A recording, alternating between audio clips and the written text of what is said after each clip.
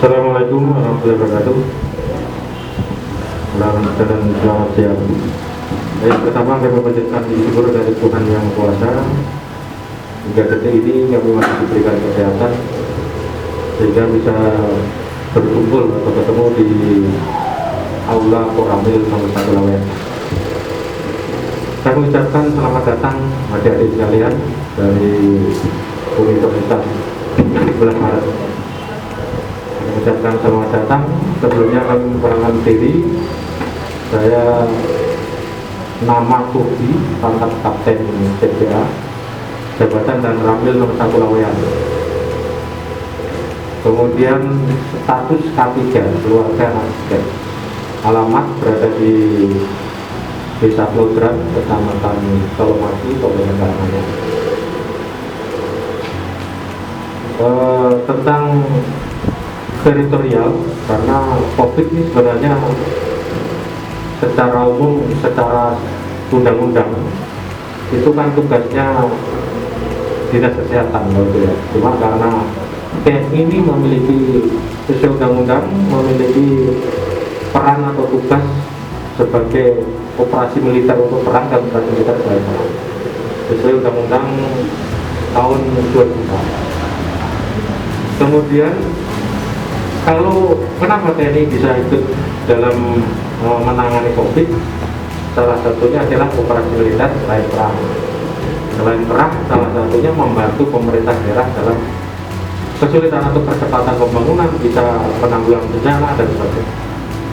Dan untuk itu, karena Koramil ini sebagai satuan tergerak yang ada di wilayah kewilayahan dan memiliki beberapa babinsa. Babinsa tugasnya adalah melaksanakan atau membantu kesulitan yang ada di wilayah tersebut dalam kamtipmas ataupun yang lain yang berada di wilayah itu, sehingga kami mendapatkan tugas dari pimpinan untuk ikut serta dalam penanganan COVID-19. Dalam hal ini, Babinsa selalu bekerjasama dengan Puskesmas, dengan Satgas Jogotongo, RT RW, apabila terjadi atau yang kena COVID, positif COVID, mau itu harus dievakuasi ke rumah sakit, mau apa itu harus di isoter, isolasi terpusat atau isoman, Babinsa, Babin Kamtipmas, Satgas Jogotongo, RT RW, Dinas Puskesmas itu nanti bersinergi untuk melaksanakan itu. Itu secara umum. Nanti lebih jelasnya lagi akan disampaikan oleh Pak Rafi ini, karena saya ada kegiatan yang harus saya laksanakan, sehingga nanti kegiatan selanjutnya bisa ditanyakan oleh Pak Rafi langsung. Itu yang saya sampaikan, kurang lebihnya mohon maaf. Wassalamualaikum warahmatullahi wabarakatuh. Terima kasih atas sambutan dari Kapten CBA Pak Kurdi sebagai dasar.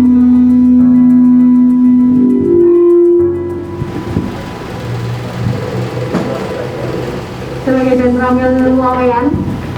Selanjutnya kita akan melanjutkan perbincangan mengenai perkembangan COVID yang ada di sekitar kita bersama Pak Rafi. Terima kasih Pak atas kehadirannya dalam perbincangan hari ini. Yang pertama kita langsung saja nih Pak. Kita akan mengangkat beberapa pertanyaan. Untuk yang pertama ini kan virus corona sudah ada di Indonesia bahkan di beberapa negara itu sejak awal Maret ya 2020 hingga saat ini kita masih menghadapi itu bersama, sehingga masyarakat sepertinya sudah mulai beradaptasi dan sudah berdampingan dengan virus corona ini. Tetapi beberapa dari masyarakat belum mengetahui adanya varian baru dari virus corona, karena virus corona sendiri dapat bermutasi sehingga muncul varian baru. Dan untuk itu kira-kira bisa dijelaskan tidak ya Pak sedikit tentang apa saja varian dari virus corona ini? Baik, terima kasih kepada adik-adik UNS semuanya ya. Baik, saya akan menjawab pertanyaan dari adik-adik semuanya tentang varian virus COVID-19 yang baru. Dalam artian saat ini kita ya mulai kita pandemi itu kalau nggak salah bulan Maret 2020 sampai sekarang kurang lebih hampir 2 tahun ya kita sudah melaksanakan menghadapi pandemi ini kurang lebih hampir 2 tahun. Untuk tahun 2021 khususnya pada bulan Januari itu virus COVID-19 sudah bermutasi.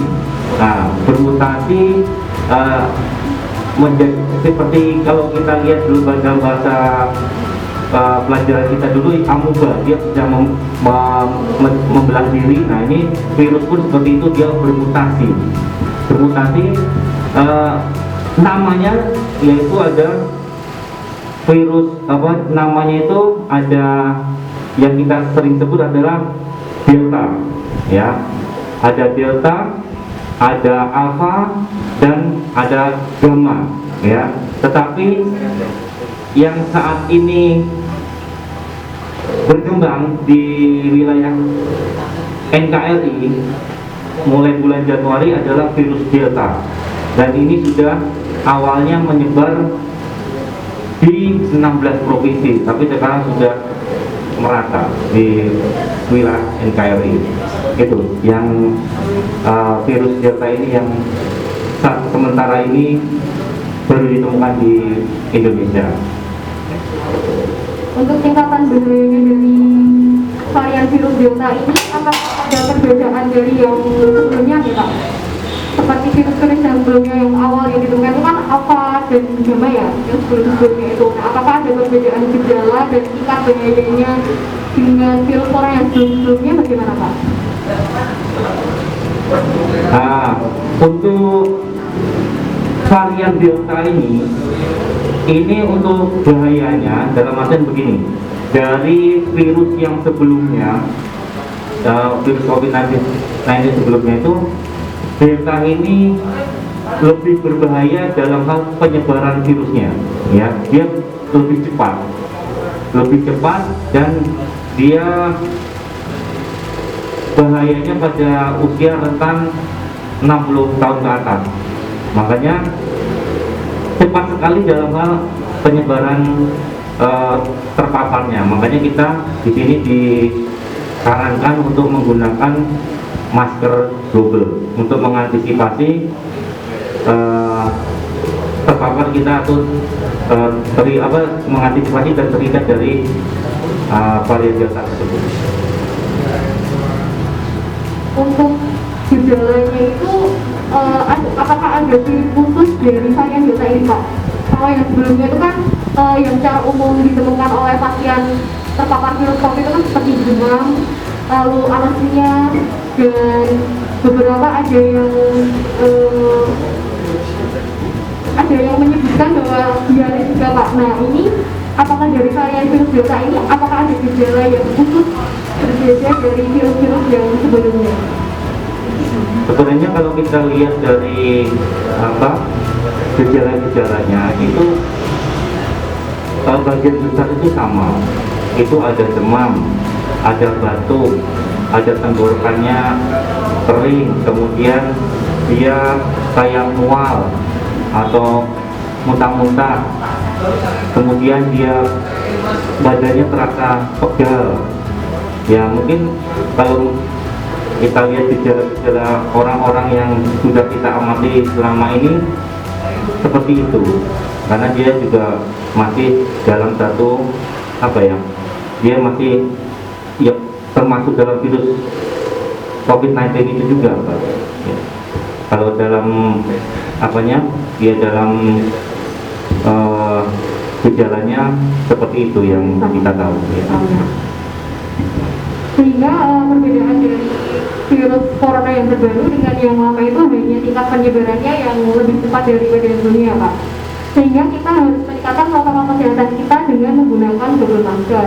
Nah, bisa dijelaskan Pak, untuk ketentuan double masker itu apakah kita harus menggunakan double masker yang medis dengan medis atau medis dengan kain, atau bahkan kita boleh menggunakan hanya satu masker saja, tetapi itu yang jenisnya yang khusus Pak, seperti KN95 atau KN94 seperti itu. Baik, untuk jenis masker ini ya yang dianjurkan pemerintah yaitu yang pertama adalah kita memakai masker yang medis ya untuk lapisan pertama. Kemudian untuk lapisan kedua kita boleh menggunakan masker yang berbentuk kain. Nah itu double masker yang dimasukkan seperti itu. Kemudian apabila kita pakai masker yang N95 kita tidak perlu pakai double masker ya, cukup hanya pakai satu masker saja. Tapi kalau yang selain N95 itu kita pakainya yang pertama masker medis, kemudian dilapisi oleh masker kain ya. Nah, untuk anak kecil nih Pak, anak kecil kan biasanya susah untuk dianjurkan menggunakan masker. Biasanya kadang juga orang-orang tua yang lansia kan kadang udah ingat gitu Pak pakai masker, apalagi yang double-double. Nah, untuk anak kecil sendiri itu wajib nggak Pak menggunakan double masker? Baik, untuk anak-anak itu sebenarnya untuk terpapar COVID itu sebenarnya tidak terlalu riskan, dalam artian karena anak-anak ini dia aktivitasnya sangat tinggi, kemungkinan dia untuk kena COVID itu kecil sekali. Tetapi ada juga yang terkena atau terpapar COVID mungkin itu dari pada saat dia sakit. Nah, sakit imunnya turun, kemudian dia kena. Anak-anak sendiri Pak, anak kecil itu kan jarang menggunakan masker, apalagi kalau bermain pasti susah untuk dianjurkan menggunakan masker. Nah, sebenarnya apakah perlu dan wajib anak-anak kecil itu menggunakan masker Pak? Baik, terima kasih. Untuk pertanyaan dari adik tentang anak kecil itu perlu atau tidaknya menggunakan masker, yang jelas semua baik anak-anak, dewasa ataupun yang sudah umur rentan semuanya diwajibkan pakai masker. Tetapi khusus untuk anak-anak ini kemungkinan dia terpapar COVID-19 itu kecil karena dia aktivitasnya sangat tinggi, nah, seperti bermain, lari sana, lari sini, otomatis dia berkeringat, itu imunnya tinggi. Kecuali pada saat dia sakit, mungkin orang tuanya sakit, ataupun dia anaknya sendiri itu sakit, mungkin bisa kenanya di situ, karena dia imunnya atau kestabilan tubuhnya menurun. Nah, disitulah mungkin anak kecil bisa terpapar virus COVID-19. Apalagi orang tuanya terkena virus COVID-19, kalau anaknya kemungkinan juga kena juga. Nah, dari hasil swab ataupun swab PCR ataupun swab yang dari antigen itu ya. Nah, untuk masyarakat Solo sendiri Pak, apakah sudah menerapkan untuk anjuran dari pemerintah menggunakan double masker Pak? Untuk wilayah Solo dari instruksi pemerintah untuk melaksanakan penggunaan masker itu sudah langsung disosialisasikan kepada masyarakat, kita menggunakan double masker. Berbisa kita di lapangan bersama Babinsa Kamtibmas dengan petugas puskesmas selalu melaksanakan himbauan-himbauan tentang memakai masker, mencuci tangan, hindari kerumunan. Nah, itu selalu ditekankan oleh Babinsa sama Babinsa Kamtibmas di lapangan. Gunanya yaitu supaya mengantisipasi tidak banyak yang terpapar oleh virus COVID-19 ini. Beralih dari protokol kesehatan nih Pak, kita ingin berbicara mengenai vaksin. Dari beberapa masyarakat ini masih belum menyadari pentingnya vaksin Pak. Nah mungkin bisa dijelaskan sedikit mengenai seberapa pentingnya vaksin untuk saat ini. Ya baik, awal-awal kita diberlakukan vaksin, ya diberlakukan vaksin, memang banyak sekali isu-isu yang beredar tentang vaksin. Apabila nanti divaksin seperti ini, apabila nanti divaksin seperti ini, akhirnya masyarakat mungkin terpengaruh oleh hal tersebut. Tetapi pemerintah dalam hal ini, ya pemerintah dalam hal ini, vaksin sebelum disuntikan kepada masyarakat, pasti pemerintah sudah meriset dulu. Jadi menguji coba vaksin tersebut aman atau tidak digunakan oleh masyarakat. Ya, tidak mungkin namanya pemerintah akan akan menjatuhkan atau membuat celaka masyarakatnya sendiri. Tidak mungkin. Pasti pemerintah inginnya masyarakat seluruhnya sehat dari virus COVID-19 ini dengan cara semua instansi baik pemerintah, TNI, Polri, dari dinas kesehatan ataupun dari lain-lain, semuanya melaksanakan prioritas serbuan vaksinasi. Ya, bisa kami di lapangan juga seperti itu. Kita bagaimana caranya, khususnya di wilayah Surakarta ini, kita yang terdiri dari 5 kecamatan, semuanya harus sudah tervaksin. Ya, makanya kita wilayah Solo ini, ya kemarin dapat predikat terbaik dalam hal vaksin. Dalam hal vaksin kurang lebih sudah hampir 90% Pak, wilayah Solo ini. Makanya kemarin kita banyak mendapat pujian dari kemarin itu dari Dinas Angkatan Darat juga seperti itu, dari Pangdam, bahwa Solo ini 90% sudah tervaksin semuanya. Ya, sudah. Semoga dari penjelasan Bapak Raffi ini membawa teman-teman semua untuk mau vaksin dan kita dapat bersama-sama melalui pandemi ini sehingga kita dapat beraktivitas kembali seperti sedia kala. Selanjutnya kita ingin mengetahui tanggapan Bapak terhadap orang yang terinfeksi virus corona tetapi tidak mau melakukan isolasi mandiri Pak. Itu bagaimana Pak? Baik, kalau tanggapan kami sebagai aparat dan kami juga sebenarnya sebelum kita menanggapi itu, apabila ada warga yang terpapar COVID corona itu atau COVID-19 ini, pasti babinsa kami yang di lapangan itu sudah tergabung di dalam tim tracing, ya. Jadi babinsa kami sudah di lapangan itu sudah di masing-masing wilayah bekerja sama dengan puskesmas ataupun babinsa Limas. Apabila yang terpapar, misalnya si A, nah semuanya bergerak. Si A ini teman dekatnya siapa? Dia selalu kontak dengan siapa? Yang pertama adalah keluarganya, pasti itu. Kemudian keluarganya itu nanti dia kontak sama siapa? Minimal satu yang terpapar COVID itu 15, ya, 15 orang. Ya, minimal 15 orang trackingnya itu. Jadi misalnya ada yang terpapar satu rumah 2 orang, ya tinggal kalikan 2 saja, berarti 15 kali 2 30 yang kita tracking saat dia pernah kontak dengan siapa saja. Kalau tanggapan saya tentang masyarakat yang tidak mau diisolasi mandiri atau isolasi terpusat, itu tanggapan saya tidak setuju, karena dia nanti akan menyebarkan virus tersebut ke orang lain, walaupun dia mungkin OTG, ya, tanpa gejala, tetapi dia nanti pasti akan membuat resah yang lain, yang tadinya masyarakat aman karena dia berkeliaran kemana-mana, akhirnya dia menularkan yang lain, karena cepat sekali virus ini menyebarnya.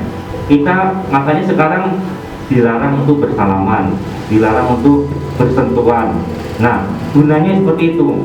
Apabila kita terpaksa bersentuhan atau segala macam, langsung kita cuci tangan pakai sabun ataupun kita ada hand sanitizer, langsung pakai hand sanitizer ataupun pakai alkohol ya bisa juga. Yang penting intinya 70 alkohol 70%. Yaitu untuk mengantisipasi, untuk mematikan virus yang ada dalam saat kita mungkin tidak sadar untuk salaman ataupun bersentuhan dan lain-lain. Itu Mbak. Terima kasih atas tanggapan Bapak Raffi mengenai masyarakat yang tidak mau melakukan isolasi mandiri setelah mengetahui bahwa ia terpapar virus corona. Kita beralih ke pertanyaan yang terakhir. Ini mengenai gangguan kesehatan mental di masyarakat terkait beberapa hal Pak, seperti ketakutan dengan wabah, pandemi yang belum berakhir, PPKM, sehingga merasa kesepian dan jauh dari orang tua, mungkin dari keluarga dan teman. Nah itu menurut Bapak bagaimana cara agar selama pandemi ini kesehatan mental masyarakat itu tetap terjaga? Ya baik, untuk kami saran atau hiburan ini? Saran atau hiburan? Saran dan hiburan. Nah ya, baik untuk saran dan hiburan kami, masyarakat Surakarta khususnya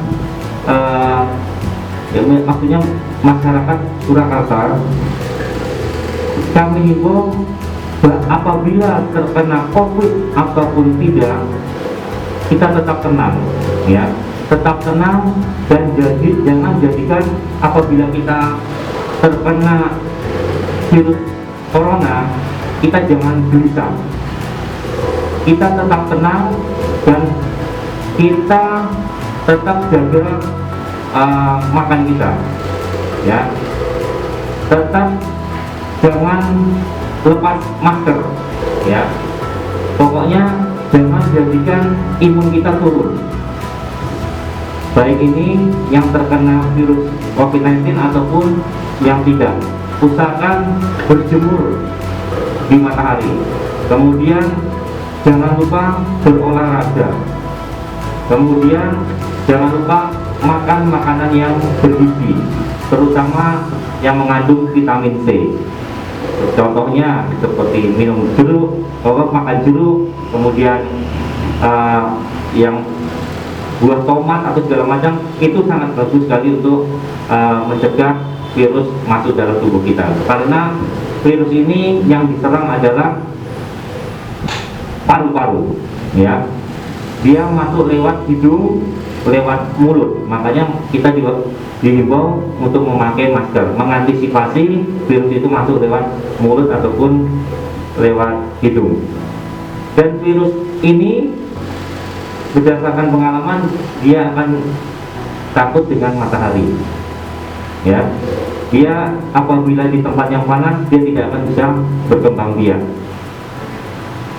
Kenapa pada saat kita terkena virus kita dianjurkan berjemur? Nah gunanya adalah supaya virus tersebut mati dan kita cepat dari tadinya positif jadi negatif. Sebenarnya kalau dari aturan 2 minggu kalau tidak ada gejala apa-apa kita sudah negatif. Yang dikhawatirkan adalah apabila kita ada komorbid ya, penyakit penyerta. Nah itu yang membuat virus tersebut akan menyerang dengan komorbid yang ada dalam tubuh kita itu. Ya, intinya kita harus sehat ya, kita harus sehat, kita jaga imun kita supaya kuat dan jangan kita ada masalah atau apapun segala macam kita buat senang, intinya gembira ya, itu saja Mbak. Dan kita mencapai pertanyaan yang terakhir dalam perbincangan hari ini mengenai bagaimana cara menjaga kesehatan mental kita dalam pandemi ini Pak. Mengingat bahwa masyarakat itu merasa kesepian selama pandemi karena jauh dari orang tua, jauh dari kerabat, dan kadang merasa kesepian selama isolasi mandiri. Lalu berhubungan dengan PPKM yang terus diperpanjang Pak, sehingga kita terbatas dalam melakukan aktivitas di luar ya Pak. Nah, itu bagaimana tanggapan Bapak untuk masyarakat agar tetap menjaga kesehatan mental masyarakat ini? Baik, kami saran dan menghimbau kepada semua masyarakat Surakarta, ya, memang pandemi ini bagi kita adalah musibah bersama, ya. Bukan hanya Indonesia saja yang terkena wabah pandemi COVID-19, tetapi seluruh dunia pun mengalami hal ini. Yang kita tahu virus ini adalah pertamanya dari Cina, ya, kemudian menyebar seluruh dunia, nah sampai masuk ke Indonesia juga. Kami menghimbau kepada seluruh warga Surakarta tetap kita menggunakan protokol kesehatan yang sudah dihimbau oleh pemerintah dengan cara kita memakai masker. Yang saat ini kita wajib pakai double masker, yang kemudian kita sering mencuci tangan, ataupun kalau misalnya tidak menemukan cuci tangan di dalam perjalanan kita selalu membawa hand sanitizer ataupun kita memakai alkohol. Yang berikutnya, menghindari kerumunan, ya. Kalau tidak perlu kita keluar rumah, tidak usah keluar rumah, di rumah saja. Memang ini akan berdampak sekali pada sisi ekonomi, ya. Pasti pandemi ini berdampak sekali kepada sektor ekonomi, terutama pengusaha-pengusaha ataupun bertransaksi kita dibatasi oleh PPKM. Kami mengerti semua ini. Jadi memang beginilah resikonya, supaya nanti mendapatkan hasil yang bagus. Dalam artian bagus di sini adalah virus tersebut tidak bisa berkembang biak. Dalam artian virus ini setelah 2 minggu tidak bisa menyebarkan lagi. Dia efektifnya hanya 5 sampai dengan 10 hari. Makanya kita diwajibkan setelah 10 hari atau 14 hari apabila kita terpapar COVID-19, itu virus sudah tidak bisa menyebarkan. Walaupun dia masih positif, tetapi dia virus itu lemah. Nah, itu, ya, tetap tenang, ya, tetap tenang. Kita jangan sampai imun kita turun, ya. Tetap kita jaga kesehatan, ya. Kemudian kita jangan lupa berolahraga, tetapi olahraga ringan saja. Jangan olahraga yang terlalu capek, ya. Itu. Kemudian yang terakhir adalah makan makanan yang bergizi, terutama buah-buahan. Buah apa saja itu bagus, tidak ada buah yang tidak bagus, semuanya bagus. Yang saat ini laris adalah buah yang mengandung vitamin C, tetapi kita tidak usah milih-milih, namanya buah pasti ada kandungan gizi masing-masing di dalam buah tersebut, ya. Itu saja yang bisa kami sampaikan. Semoga kita tetap sehat selalu dimanapun kita berada. Itu saja yang bisa saya sampaikan. Terima kasih. Terima kasih Pak atas penjelasan mengenai beberapa hal yang kita butuhkan selama pandemi ini. Edukasi mengenai pentingnya vaksin dan mengenai menjaga kesehatan mental kita selama pandemi ini. Semoga dari perbincangan hari ini membawa manfaat bagi teman-teman semua dan tetap menjaga kesehatan. Semoga kita dapat melalui pandemi ini bersama-sama dengan baik. Terima kasih. Salam sehat untuk kita semuanya.